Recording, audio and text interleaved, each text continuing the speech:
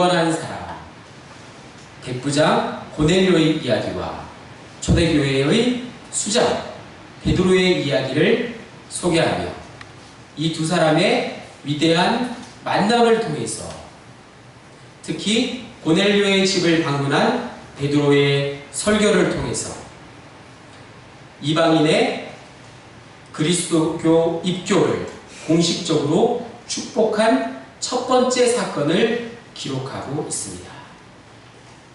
베드로는 본문의 앞부분에 소개된 고넬료와는 달리 순수한 유대인 혈통을 가진 자였습니다. 또한 그는 모두가 인정하는 초대교회의 공인된 지도자였습니다. 그는 온 유대지방과 갈릴리, 사마리아와 지역에 있는 모든 교회들을 순회 신방하면서 교회와 성도들을 위로하고 격려하는 사역과 함께 예수 그리스도의 복음을 전하는 일에 힘을 쓰고 있었습니다. 그러나 이 베드로에게 숨겨진 한 가지 문제가 있었습니다. 그것은 예수 그리스도를 유대인들만의 주님으로 아는 것이었습니다. 예수 그리스도의 복음을 이방인들에게 전하는 일을 간과한 것입니다. 바로 이것이 베드로의 편견이었습니다.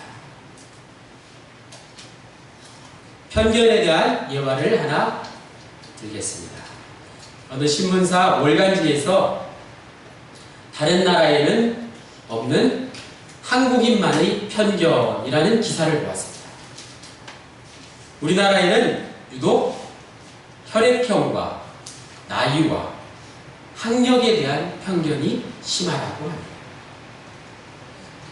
몇 가지 예를 들면 바로 그 혈액형에 대한 편견이 아주 심한데요. 혈액형이 A형이신 분 계세요? A형이신 분 한번 손들어 보세요. 네, 신부교님 두 분이 A형이시네요. 네, A형은 소심하다. 맞습니까? A형은 A형은 소심하다라는 그런 편견이 있습니다. 그리고 B형 한번 손들어 보세요. 네, B형 목양 담당사가 혈액형 B형이신 분, 네, 저도 B형입니다. 네, B형은 까다롭다라는 편견이 있습니다. 맞습니까?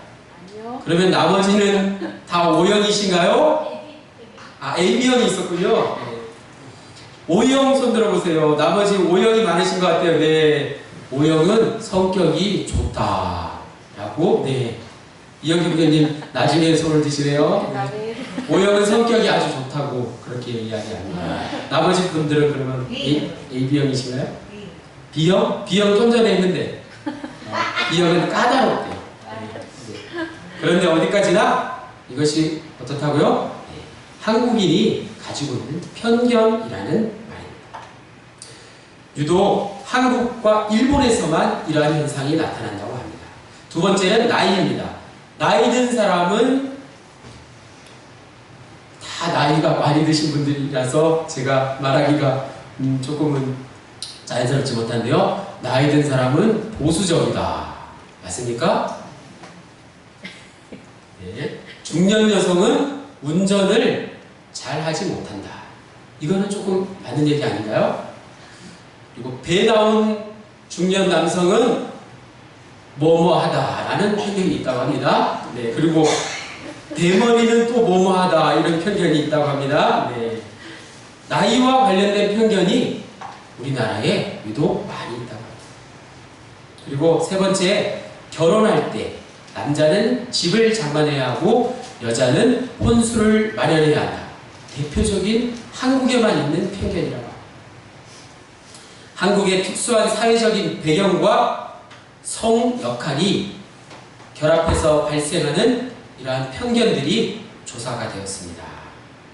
마지막으로 하나만 더 말씀드리면 학력과 관련된 편견이 뚜렷하다고 합니다. 서울대생은 사회성이 없다 라고 하네요. 네, 맞습니까? 서울대생 안 계세요? 네. 그리고 또 연고대 출신은 특권의식에 사로잡혀 있다라는 아주 구체적인 편견도 있다고 합니다. 이러한 것은 대학 서열에 따라서 기회가 불균등하게 그렇게 주어지고 있는 우리의 사회 현실을 잘 반영하고 있다고 합니다. 편견을 대하는 한국인의 또 다른 특징 가운데 하나가 대부분의 편견이 당사자가 아니라 대변자로 나선다는 사실입니다. 자서전 아시죠? 조금만 유명해지면 자서전을 많이들 쓰잖아요. 자서전이라는 것은 자신이 겪고 느낀 점을 솔직하게, 아주 솔직하게 털어놓아야 하는 것이 자서전인데, 한국 사람이 지은 자서전에는 대부분 남들은 어떻고 누구는 어떻고 이러한 주로 남 얘기를 많이 쓴다고 합니다. 이러한 편견, 기울일 편, 볼 겸. 그래서 옆으로 이렇게 기울여서 사물을 보는 것이죠. 공정하지 못하고 한쪽으로 치우친 생각이라고 국어사전에는 나와 있습니다. 이것은 참으로 무서운 것입니다.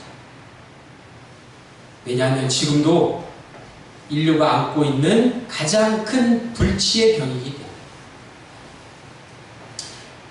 때문에 백인종이 인류와 세계의 중심이기 때문에 흑인종이나 우리 황인종은 모든 면에서 열등하고 모자란다고 하여서 이들을 무시한 편견의 역사, 얼마 전까지 이 세상을 주도하던 것이었습니다. 그래서 미국의 한 정치가는 인류의 역사는 곧 편견의 역사다라고 얘기했습니다. 이것이 고스란히 지금 이 자리에 계신 여러분, 우리 가운데 혹시 남아있지는 않은지요? 선거 때가 다가오면 어느 지방과 어느 지방의 편견 싸움이 곧 우리 정치의 역사이지 않습니까? 오늘 본문에 나오는 당시 유대인들은 이처럼 이방인들에 대한 편견이 너무나 심했습니다. 이방인들을 개로 취급하며 실제로 그들을 개라고 부르기까지 했습니다. 이것만으로도 그들의 편견이 얼마나 심했는지 짐작이 가고도 남습니다. 유대인들은 인종적으로 교만과 증오에 가득 차서 이방인들을 자신의 집에 초대하지 않았으며, 따라서 함께 식탁에 앉는 것은 상상도 못할 일이었습니다. 베드로의 신앙에 있어서의 결핍, 그것은 바로 이것, 이방인에 대한 편견이었습니다. 베드로 역시 그리스도의 복음은 유대인들만을 위한 것으로 이해하고 있었고, 설사 그 정도까지는 아니라고 해도 그는 속으로 이방인들에게 그리스도의 복음이 전해진 것에 대한 것을 묵묵하게 거부하고 있었는지 모릅니다. 그런데 오늘 본문에 이러한 베드로의 편견, 이방인에 대한 편견을 해결하기 위해서 하나님께서 아주 특이한 환상을 그에게 보여주셨습니다. 그 환상은 정통 유대인이라면 누구나 혐오스러워하는, 부정하게 여기는 동물, 즉 네 발 달린 짐승, 기는 것과 공중에 나는 것들을 그릇에 담아서 베드로에게 내밀면서 그에게 먹으라 라고 한 것입니다. 단지 그것을 보는 것만으로도 하나님의 선민인 자신이 더러워질 뿐만 아니라 아예 생각하기도 싫은 그러한 동물들인데도 하나님의 충격적인 말씀은 오늘 본문 13절에 이것을 먹으라 라는 것이었습니다. 그때 베드로는 14절에서 주여 그럴 수 없나이다. 속되고 깨끗하지 아니한 것은 내가 결코 먹지 아니하였나이다. 지금까지 먹지 아니하였나이다 라고 말했습니다. 유대인의 혈통으로, 유대인의 양심으로, 또한 유대인의 신앙으로 지금까지 그랬고 앞으로도 절대 그럴 수 없다는 것입니다. 그러나 그때마다 그는 15절 말씀에 하나님께서 깨끗하게 하신 것을 내가 속되다 하지 말라 라는 음성을 들었습니다. 이런 일이 3번 반복된 후에 그 보자기 같은 그릇은 하늘로 올라갔습니다. 이 환상은 우선 유대인들에게 음식에 관한 율법의 전통을 깨뜨리는, 예수 그리스도 안에서 깨뜨리는 그러한 계시로 보여졌습니다. 그러나 베드로는 잠시 후 자신을 찾아온 이방인 고넬료가 보낸 사람들을 만나고 나서 이 환상의 의미를 바로 곧 깨닫게 되었습니다. 오늘 우리가 본문을 다 읽지는 못했지만 34절 말씀에 34절에 나오는 그의 고백, 참으로 하나님은 사람의 외모를 보지 아니하시고 각 나라 중에 하나님을 경외하며 의를 행하는 사람은 다 받으시는 줄 깨달았도다. 아멘. 하나님을 경외하며 의를 행하는 사람은 다 받으시는 줄 깨달았도다 라고 고백하였습니다. 예수 그리스도 안에서 인종의 장벽이 무너졌으며 그리스도의 복음은 모든 사람들에게 구원을 주시는 것임을 속으로 거부하고 있었으나 이제는 그 편견을 버릴 수 있게 된 것입니다. 나아가서 주님은 베드로 자신을 통해서 전 세계의 모든 사람들에게 복음이 전해져야 한다는 것을 하나님께서 바라고 계신다는 것을 알게 되었습니다. 이렇게 베드로의 신앙생활에 결핍된 것, 그것은 그리스도의 사랑의 복음이 국경과 인종과 모든 장벽을 뛰어넘어 전해져야 한다는 것으로 바뀌게 되었던 것입니다. 이 말씀을 오늘 우리에게 적용해 보고자 합니다. 사랑하는 분의 여러분, 베드로가 가졌던 이 편견이 지금 우리에게도 아직 그대로 남아 있지는 않습니까? 혹시 여러분도 아직까지 내가 좋아하는 사람, 내가 사랑하는 사람, 나의 지식이나 경제적인 수준과 비슷한 사람하고만 친하게 지내려고 하고 계시지는 않습니까? 또는 평소에 나쁜 감정이나 혹 좋지 못한 일들이 있던 사람들에게 다가가는 것을 두려워하거나 어려워하고 계시진 않습니까? 혹시 아프리카와 저 동남아시아에 우리보다 더 가난하고 못 사는 나라에 가서 복음을 전하는 것, 그것이 조금이라도 거부감을 갖고 있지는 않습니까? 우리보다 못한 사람들에게 복음을 전해야 한다는 것이 나에게는 거부감으로 다가올 때가 있지는 않으십니까? 오늘 성경은 바로 이러한 우리의 태도를 버리라고 말하고 있습니다.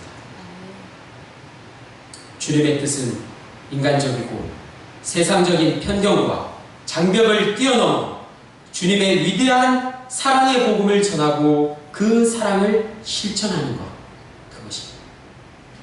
이것이 없으면 저와 여러분은 심각한 복음 결핍에 걸린 사람, 이 사랑이 없으면 아니 우리는 믿는 자라고 부를 수조차 없다는 것을 기억하시기 바랍니다.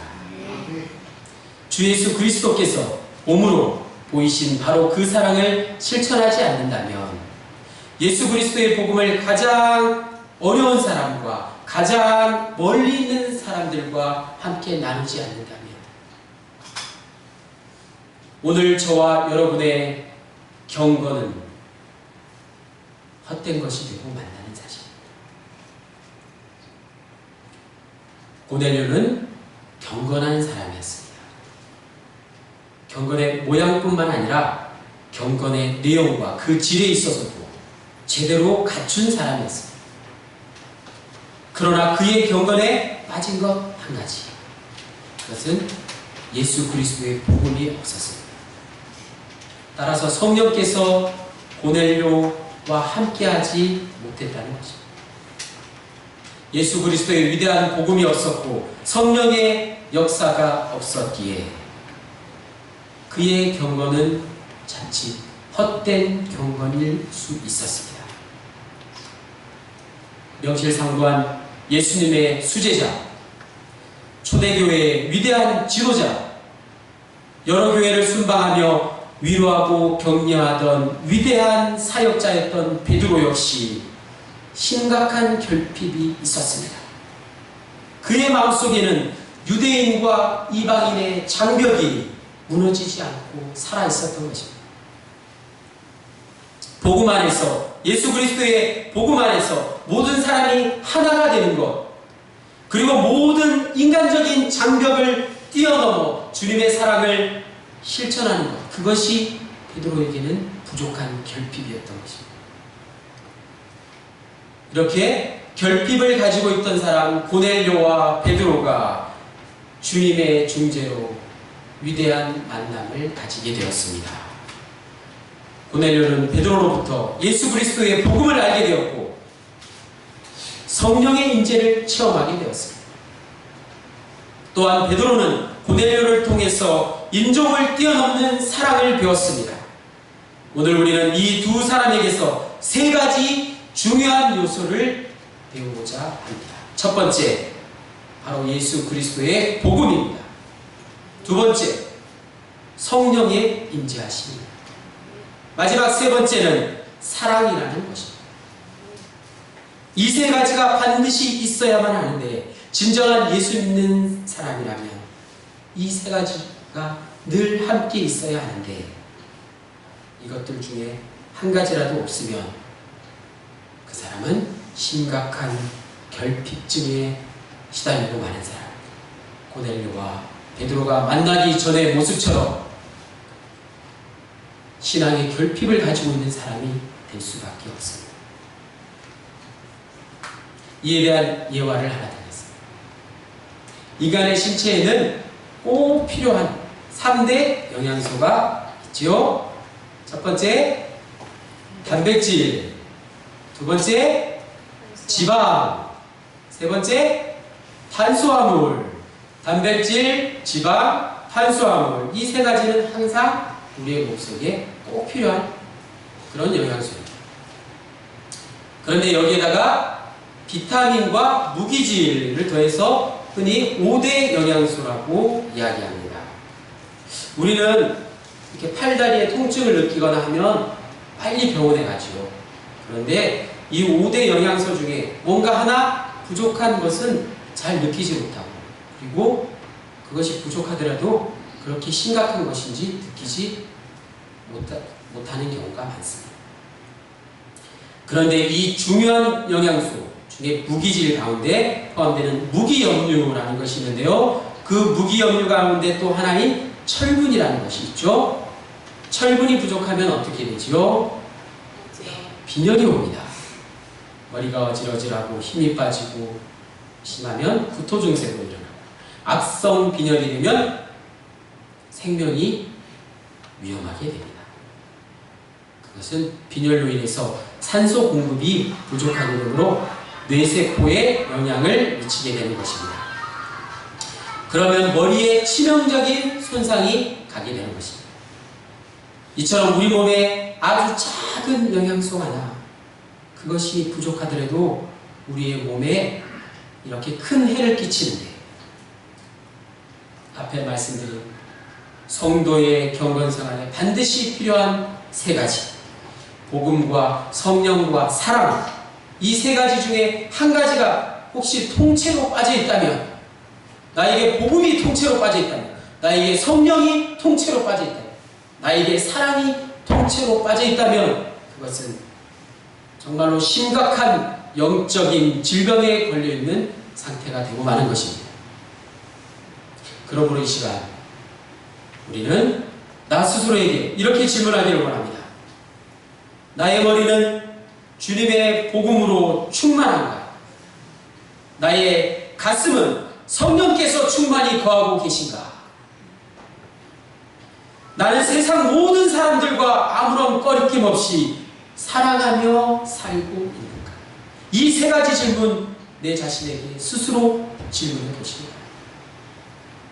그래서 그 질문에 나는 늘 그렇습니다 라고 당당하게 고백할 수 있는 저와 여러분의 삶이 되시길 바랍니다. 네, 그렇습니다 라고 대답하는 것, 그것이 바로 영적인 건강 상태에 있는 성도의 삶이 될 줄로 믿습니다. 바라옵기는 사랑하는 낙평영문, 옥산영문의 군우들 모두가 영적인 건강을 누리시며 하루하루를 살아가시는 여러분 모두의 삶이 되시기를 간절히 축원합니다. 기도하시겠습니다. 사랑의 하나님,